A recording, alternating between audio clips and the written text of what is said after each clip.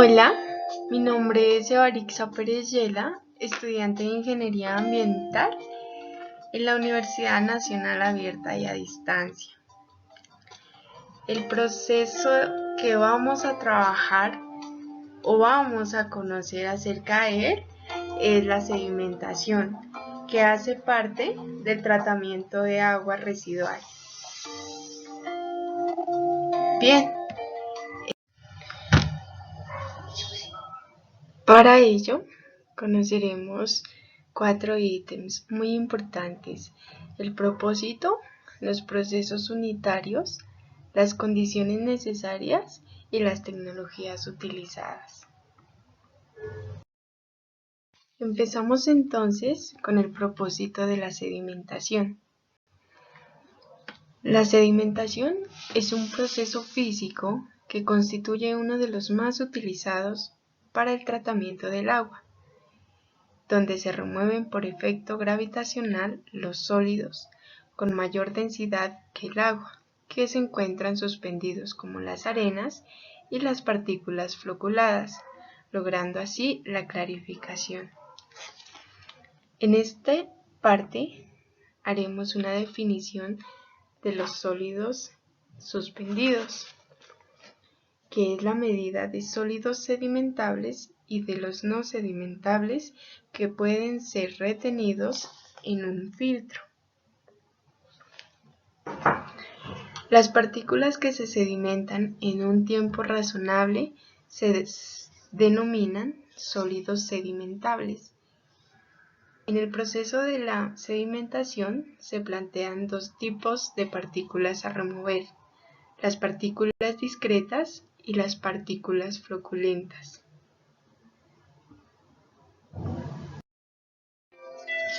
Las partículas discretas no cambian de tamaño, ni de forma, ni su densidad a medida que se sedimentan.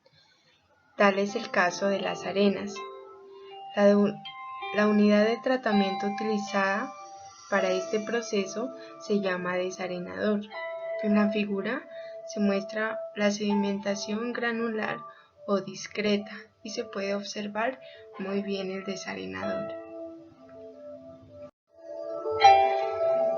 Las partículas floculentas, a diferencia de las partículas discretas, sí cambian de tamaño, de forma y de densidad a medida que se sedimentan, ya que la sedimentación de ellas es perturbada por la presencia de otras partículas que van sedimentando y al encontrarse se aglomeran. Este es el caso de los floculadores. Las unidades de tratamiento se llaman sedimentadores. En la figura podemos apreciar la sedimentación floculenta o también llamada difusa en una decantación primaria. Los procesos unitarios de la sedimentación están relacionados con la sedimentación de partículas discretas. Esta se puede describir por medio de la mecánica clásica.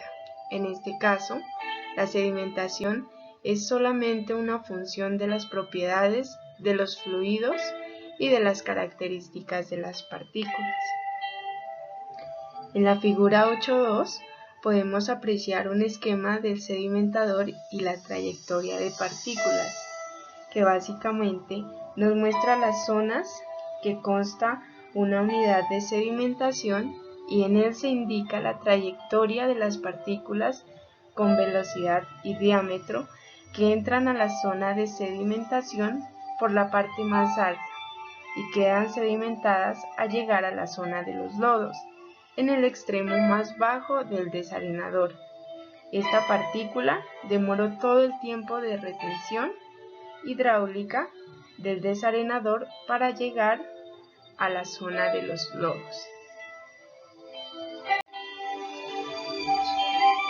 La sedimentación por partículas floculentas hacen referencia a las partículas en estado coloidal, las cuales requieren de coagulantes químicos y de procesos de coagulación y floculación para incrementar su tamaño o densidad antes del proceso de sedimentación. En la primera gráfica podemos apreciar el principio de floculación de partículas con coagulantes y de partículas coloidales. En la figura 8.3 podemos observar la trayectoria de sedimentación para partículas floculantes.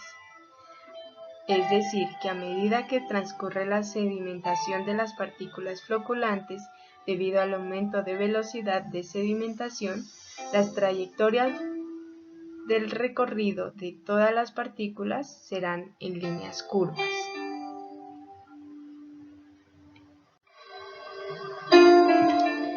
El proceso de sedimentación también necesita unas condiciones necesarias. Las impurezas naturales pueden estar en 3 estados, según su diámetro. Estos son suspensiones hasta diámetros de 10 a la menos 4 centímetros, coloides entre 10 a la menos 4 y 10 a la menos 6 centímetros, soluciones para diámetros aún menores de 10 a la menos 6 centímetros. Ahora bien, las condiciones necesarias para la sedimentación de partículas discretas para el caso de fluido estático estará sometida a 3 fuerzas: el peso de la partícula, la fuerza hidrostática de flotación y empuje, que es igual al peso del volumen del líquido desplazado por la partícula, y la fuerza de arrastre. Esto está basado en el principio de Arquímedes. En la figura podemos evidenciar las fuerzas que actúan sobre una partícula discreta. En la sedimentación de partículas floculentas, las partículas en suspensión de aguas tratadas con coagulantes consisten en flóculos formados por óxidos metálicos, agua del 85 al 95% y la turbiedad y el color entre 1.002 cuando el color predomina y 1.03 cuando predomina la turbiedad.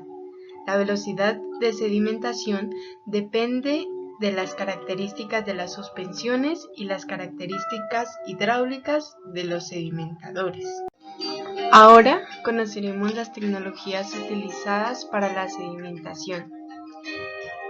En este encontramos diferentes tipos de sedimentadores. En primera instancia conoceremos los sedimentadores de flujo horizontal, utilizados en las plantas de tratamiento de agua, pero al implementarse tecnologías nuevas como los sedimentadores de alta tasa, su uso fue decayendo. También se llaman sedimentadores convencionales. Entre los más comunes se encontraron los rectangulares y manejan una relación entre largo y ancho, comprendida entre 4 y 8. Era necesario manejar cargas superficiales bajas. El tiempo de retención hidráulica oscila entre 2 y 4 horas y profundidades entre 4 y 5 metros. Por tal razón, estas estructuras eran relativamente costosas.